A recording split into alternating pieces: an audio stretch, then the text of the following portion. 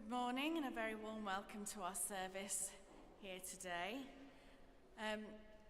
The notices that you have, there's just one correction.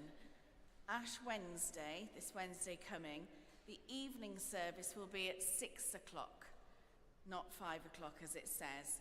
So 6 o'clock for the evening service. The others, I think, as they are written here. As you will see, there's a bring and share lunch set up for after the service. Everybody is welcome to stay for that. Don't worry if you haven't bought any food, that's fine. There's plenty, I'm sure, so please do stay if you can. And there's some information about our Lent address series going through Lent. And I just have a short announcement from Bishop of Bardsey, Bishop David, who's with us today. He says, some of you may have seen news items about the cathedral in recent days, and he wants to reassure you that there is no need to be unduly worried. However, if anyone has any questions or concerns, to please speak to David. So, as I say, David will be here afterwards, so you'll have a chance to chat to him if you would like to.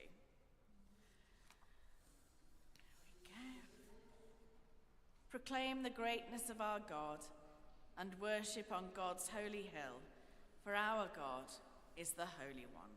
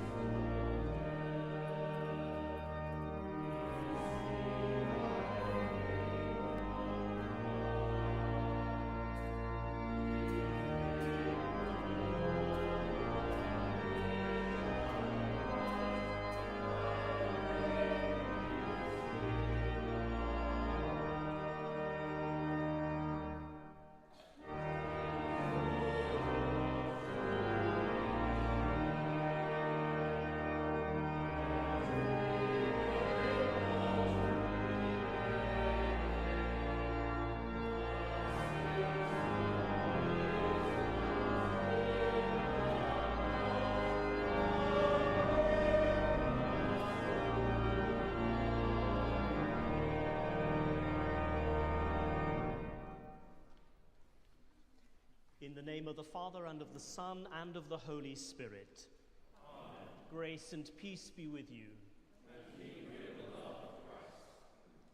Proclaim the greatness of our God, and worship on God's holy hill, for our God is the Holy One. As we gather to celebrate this Holy Eucharist to the glory of God, we prepare ourselves by confessing our sins.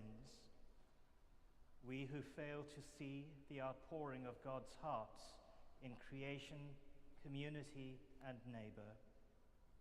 We who fail to follow Christ in our hearts by prayer, devotion, and charity. We, though far off, whose hearts are brought near by word, sacrament, and grace. Heavenly Father, We have sinned in thought, word, and deed, and have failed to do what we ought to have done. We are sorry and truly repent. For the sake of your Son, Jesus Christ, who died for us, forgive us all that is past, and lead us in his way, to walk as children of light. Amen. Almighty God, who forgives all who truly repent, have mercy on you, and set you free from sin, strengthen you in goodness, and keep you in eternal life, through Jesus Christ, our Lord.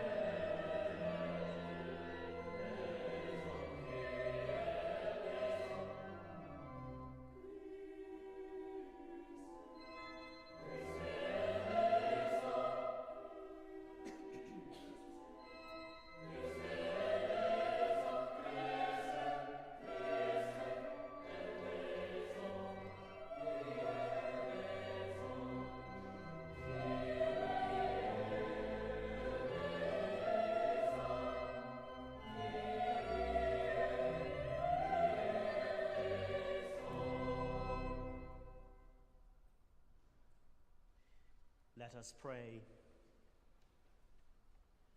Almighty Father, whose Son was revealed in majesty before he suffered death upon the cross, give us grace to perceive his glory, that we may be strengthened to suffer with him and be changed into his likeness from glory to glory, who is alive and reigns with you in the unity of the Holy Spirit, one God, now and forever.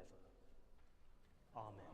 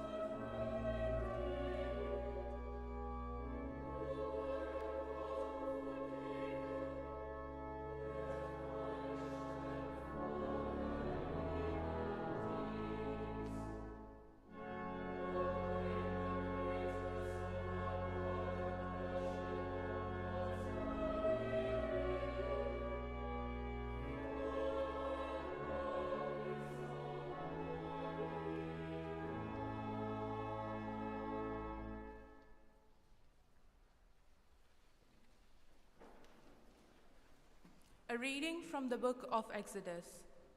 In those days, Moses came down from the Mount Sinai. As he came down from the mountain with the 2 tablets of the covenant in his hand, Moses did not know that the skin of his face shone, because he had been talking with God. When Aaron and all the Israelites saw Moses, the skin of his face was shining, and they were afraid to come near him. But Moses called to them, and Aaron and all the leaders of the congregation returned to him, and Moses spoke with them. Afterwards, all the Israelites came near, and he gave them in commandment all that the Lord had spoken with them on Mount Sinai. When Moses had finished speaking with them, he put a veil on his face. But whenever Moses went in before the Lord to speak with him, he would take the veil off until he came out. And when he came out and told the Israelites what he had been commanded, the Israelites would see the face of Moses, that the skin of his face was shining, and Moses would put the veil on his face again until he went in to speak with him. Hear the word of life to the world.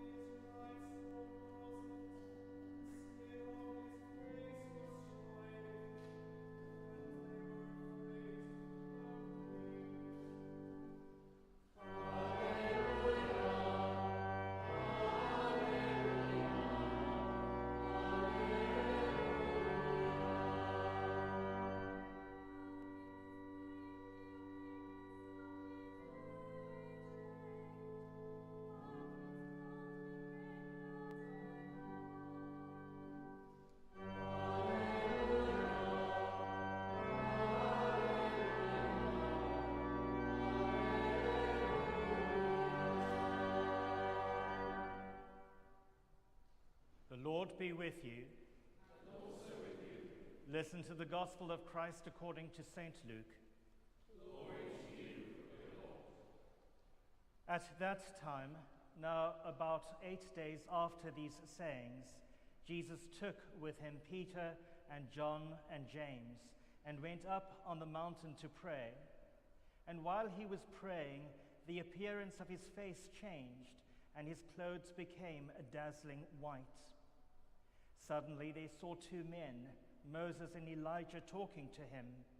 They appeared in glory and were speaking of his departure, which he was about to accomplish at Jerusalem.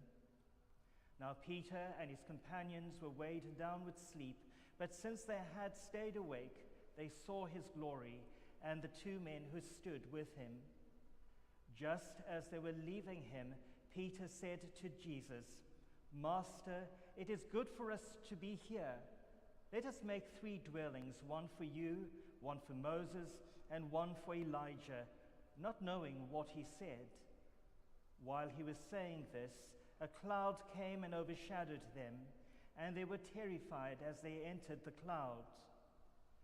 Then from the cloud came a voice that said, "This is my Son, my chosen. Listen to him." When the voice had spoken, Jesus was found alone, and they kept silent, and in those days told no one any of the things they had seen. On the next day, when they had come down from the mountain, a great crowd met him. Just then a man from the crowd shouted, "Teacher, I beg you to look at my son. He is my only child." Suddenly a spirit seizes him, and all at once he shrieks. It throws him into convulsions until he foams at the mouth. It maws him and will scarcely leave him. I begged your disciples to cast it out, but they could not. Jesus answered, You faithless and perverse generation, how much longer must I be with you and bear with you? Bring your son here. While he was coming, the demon dashed him to the ground in convulsions. But Jesus rebuked the unclean spirit, healed the boy, and gave him back to his father. And all were astounded at the greatness of God. This is the gospel of the Lord. Praise to you, good Christ.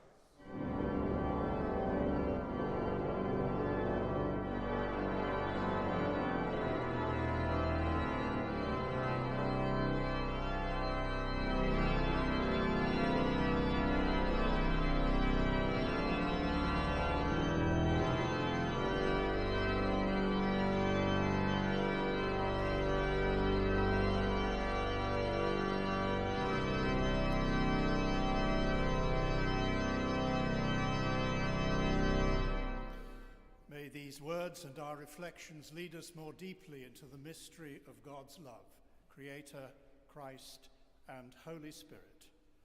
Amen.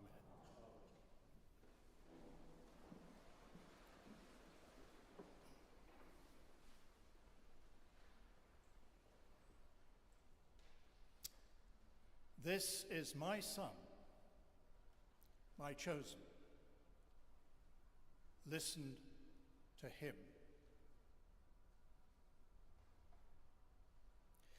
On the Isle of Iona in the Inner Hebrides, if you stand at the foot of Dun E, the highest point on the island, you can see the top and a small cairn built of stones that people add to when they reach the top. Once you start to ascend, the top disappears from view as you enter each small crevasse. But the top comes back into view as you ascend, only to disappear again. But even though you can't see it, you know it's there. You continue to climb. On the top, on a clear day, to the north, you can see the small islands of Rum, Egg, and Muck, and beyond the magnificent Coolins of Skye. To the west, the mighty Ben More rising to 3,000 feet. To the south, the Duhatuk Lighthouse, perched on a lonely rock in the middle of the ocean, looking like a pencil in the distance. To the west, the Atlantic Ocean and Ireland. If you're up there in the evening, you can see a Celtic sunset, a huge red sun slowly dipping into the sea. And as you turn around to the Isle of Mull in the west, you see the rocks bathed in the most wonderful red light. Takes your breath away. One person in a group I was with just uttered one word: wow. For a moment, you transcend yourself, letting go of thinking and feeling. Your spirit is alive, a new experience, never known before. It invites silence and awe. You are in the presence of the Creator. As one writer put it, I was lost in a strange suspension of thought. There are 11 mountains in the Bible, and among them Ararat, Moriah, Horeb, Sinai, Carmel. I can't mention them all, but each is associated with names that we know, particularly Moses, of whom we heard read a moment ago. And then Abraham and Solomon, Aaron, David, Elijah, Elisha. Each, in their own way, were struck with awe at the majesty of God, and they were never quite the same again. As a result, they realized their moral obligation for individual action to both honor God and to be responsible for their own actions. Mountains have this power to challenge us to new experiences, to choose to let go of ways of thinking and feeling to which we've become accustomed. Mountains are a meeting place with God. They call forth individual action. These figures from the Hebrew Bible all live for God as the center of all they do, and they become a positive influence on those all around them. Mountains are a good metaphor for our Christian life as we try to live it. And we recall today Christ on Mount Tabor, how he was transfigured.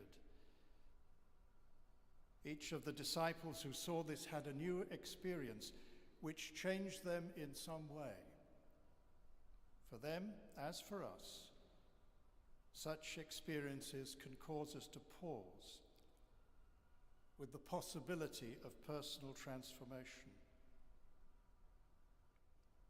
Those words, transfiguration and transformation, are linked.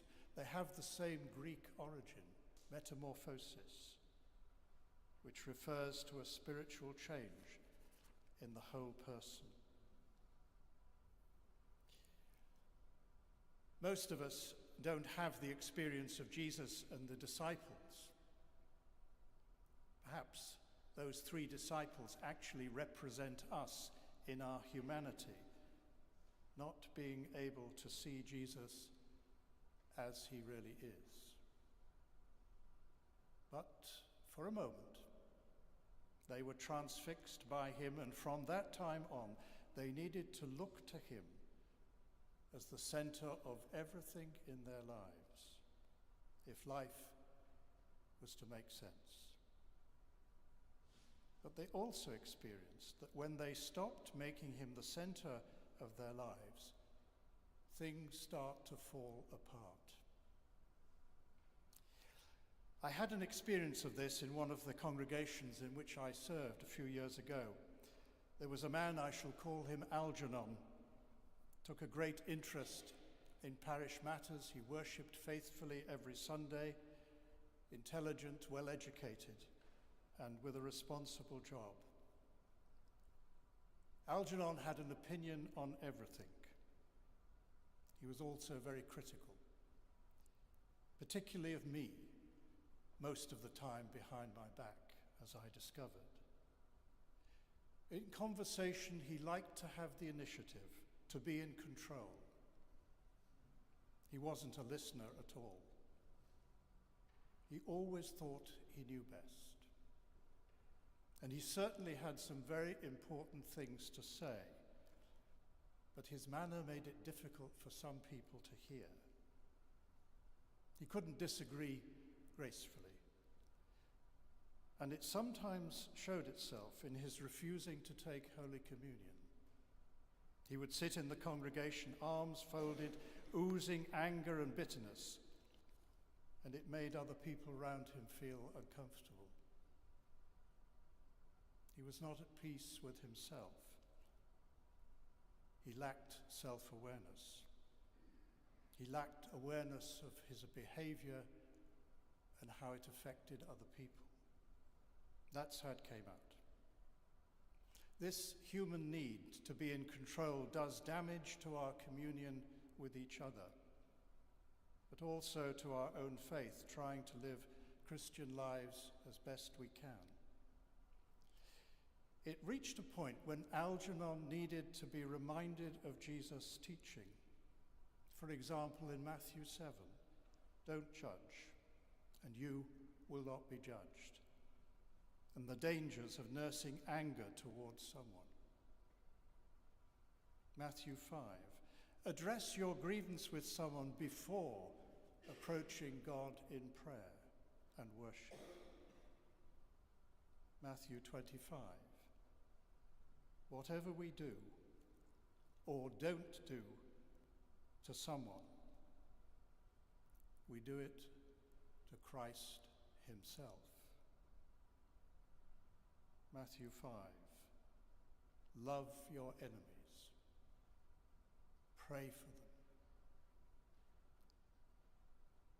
All very necessary to live in the body of Christ with differences and people we don't like or don't get on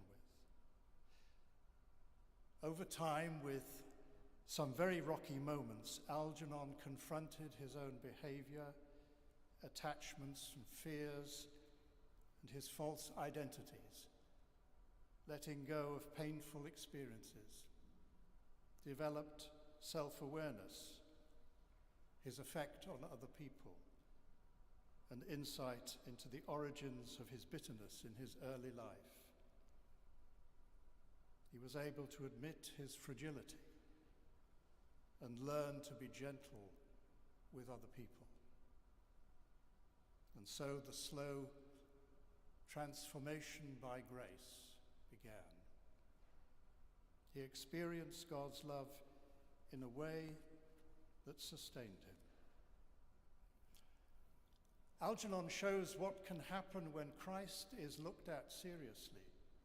Change begins to happen. The transformation begins.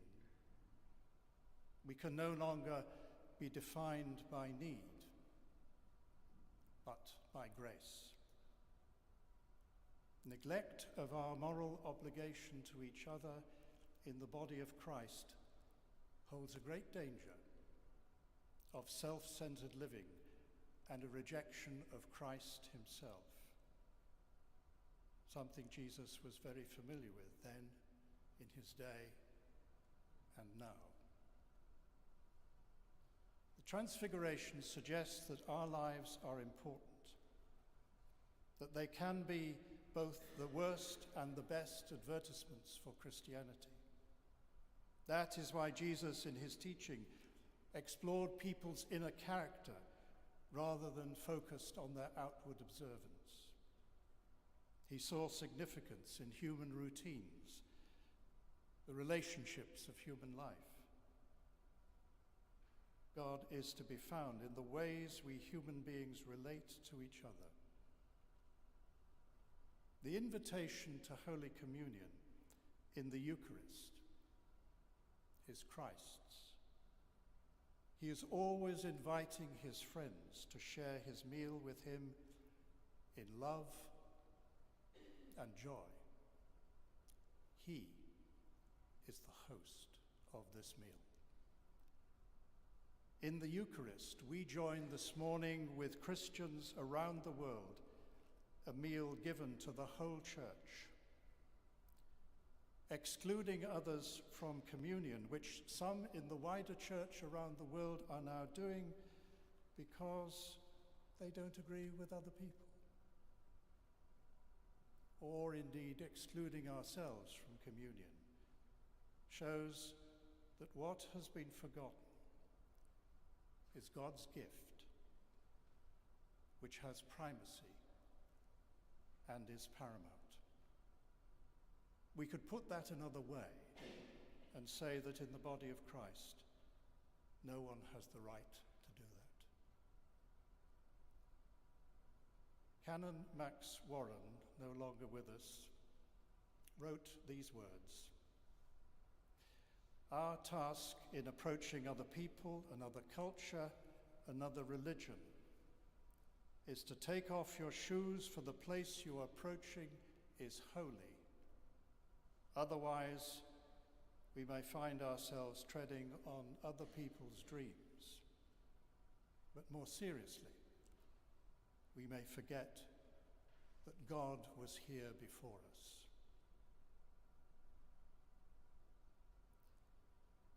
To achieve this in our Christian life needs the transformation of our being to be made holy. It takes a lifetime. It does not cancel human nature, which is good in itself, but it is extended and fulfilled as we become, by grace, participants in God's own nature. That's the scale of it when we keep focused on Jesus Christ. To see the mystery of another's life in Christ and God within them.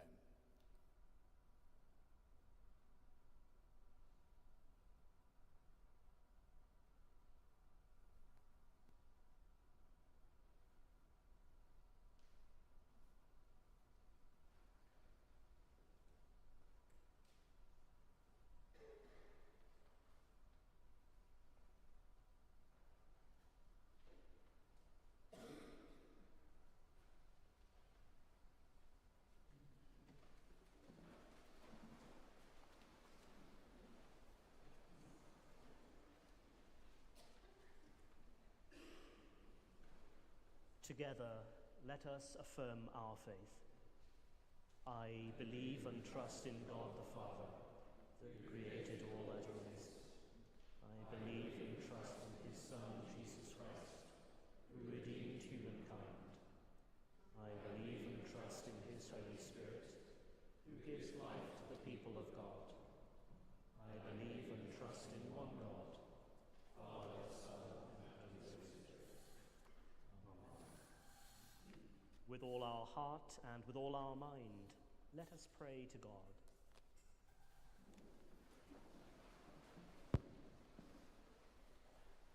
Let us pray to the Father who has revealed his glory through his Son. Lord, in your mercy, hear our prayer. We pray that the Church, bearing your image before the world, may be changed from glory to glory towards the coming of your kingdom.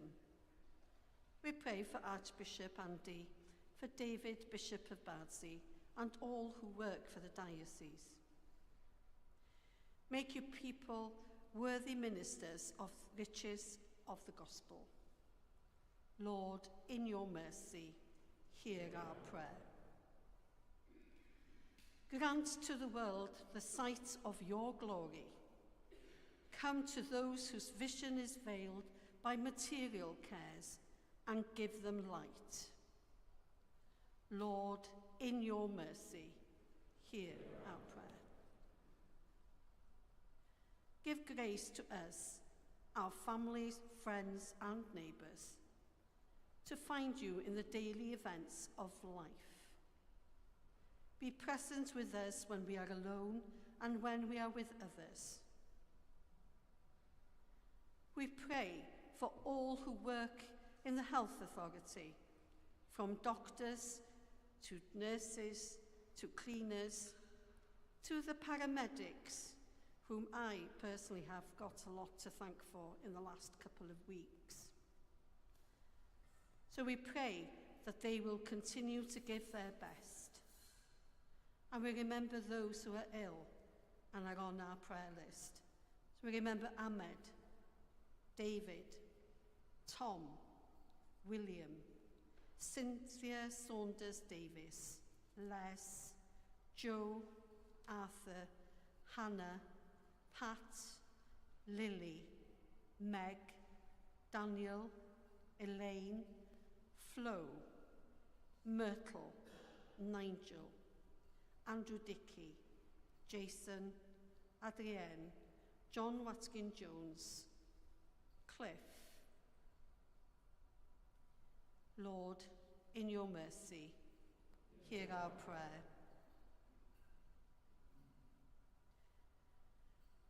We pray for those who have passed through the veil of death to behold in your glory.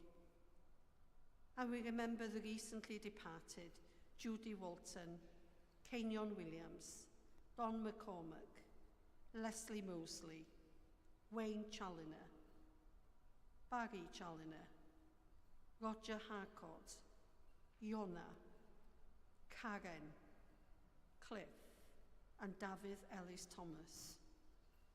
We also remember those whose eared mind falls this week.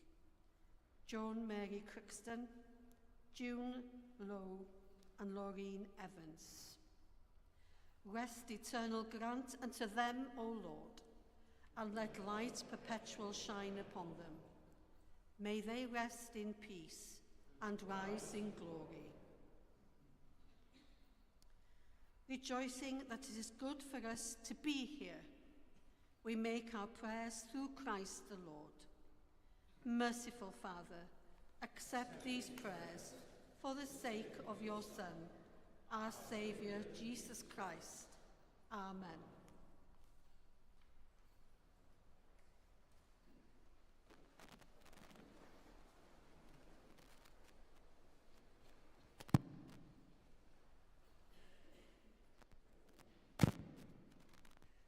Christ, the Prince of Peace, breaks down the walls that divide us. God has called us to live in peace. The peace of the Lord be with you always. And also with you. We share a sign of peace.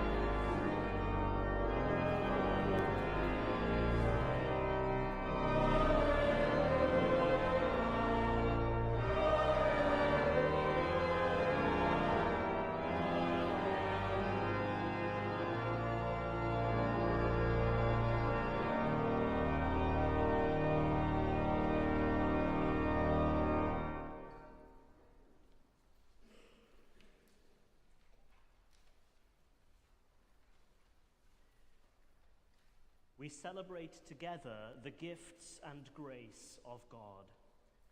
We take this bread, we take this wine, to follow Christ's example and obey his commands. The Lord be with you. And also with you. Lift up your hearts. We lift them to the Lord. Let us give thanks to the Lord our God. It is right to give our thanks and praise.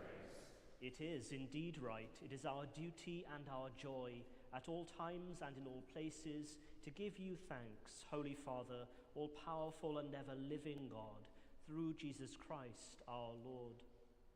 For he is our great high priest, who has freed us from our sins and has made us a royal priesthood, serving you, our God and Father. And so, with the hosts of angels and all the company of heaven, we proclaim the glory of your name and join in their unending hymn of praise.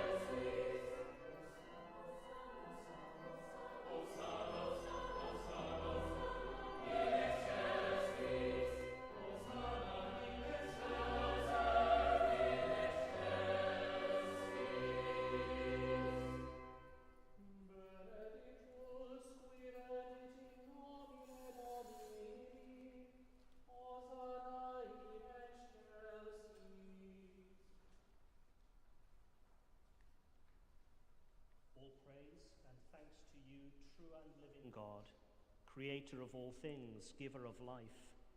You formed us in your own image, but we have marred that image and fall short of your glory. We give you thanks that you sent your Son to share our life. You gave him up to death that the world might be saved, and you raised him from the dead that we might live in him, and he in us.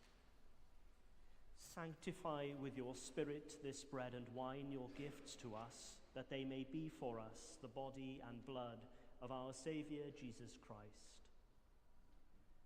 On the night he was betrayed, he took bread, and when he had given thanks, he broke it and gave it to his disciples, saying, "Take, eat. This is my body which is given for you. Do this in remembrance of me."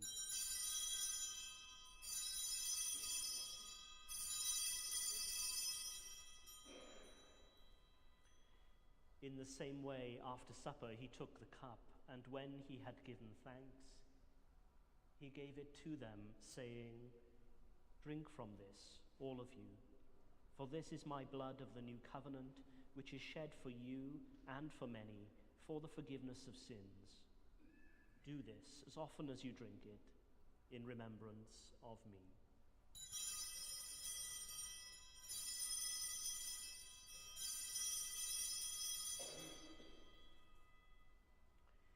Let us proclaim the mystery of faith. Christ has died. Christ is risen. Christ will come in glory. As he has commanded us, Father, we remember Jesus Christ, your Son, proclaiming his victorious death, rejoicing in his resurrection, and waiting for him to come in glory. We bring to you this bread, this cup. Accept our sacrifice of thanks and praise. Restore and revive your people. Renew us and all for whom we pray with your grace and heavenly blessing, and at the last receive us with all your saints into that unending joy promised by your Son, Jesus Christ our Lord. Through him, with him, in the unity of the Holy Spirit, all honor and glory are yours, Almighty Father, forever and ever. Amen.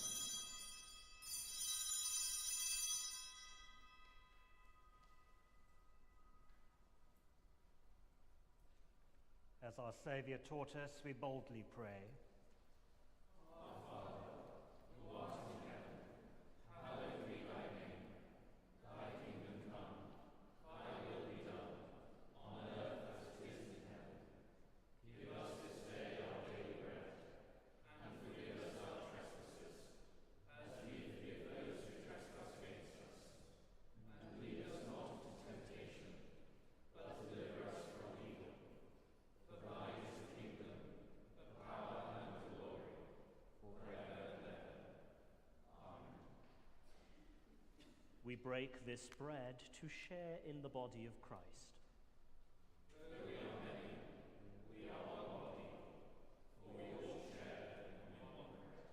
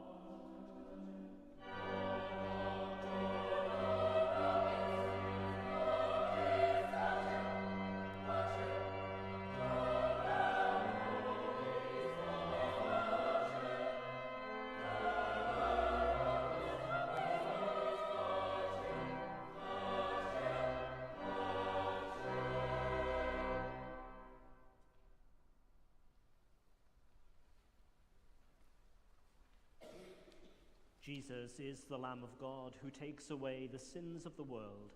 Happy are those who are called to his supper. Lord, I am not worthy to receive you, but only say the word, and I shall be healed.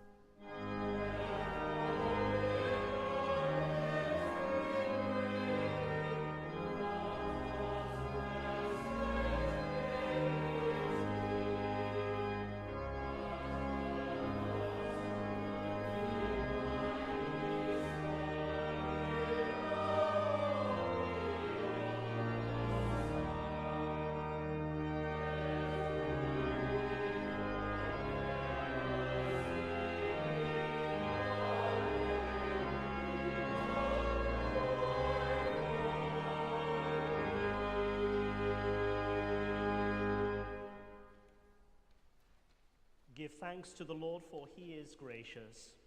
His word is everlasting. Holy God, we see your glory in the face of Jesus Christ. May we who are partakers at this table reflect his life in word and deed, that all the world may know his power to change and save. This we ask through Jesus Christ our Lord. Amen. The Lord be with you. And also with you.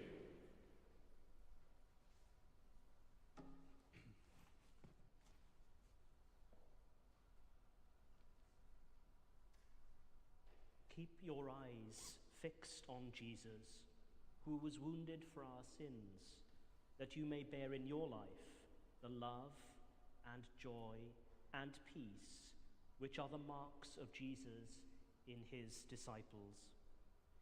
And the blessing of God Almighty, the Father and the Son and the Holy Spirit be among you and remain with you always. Go in peace to love and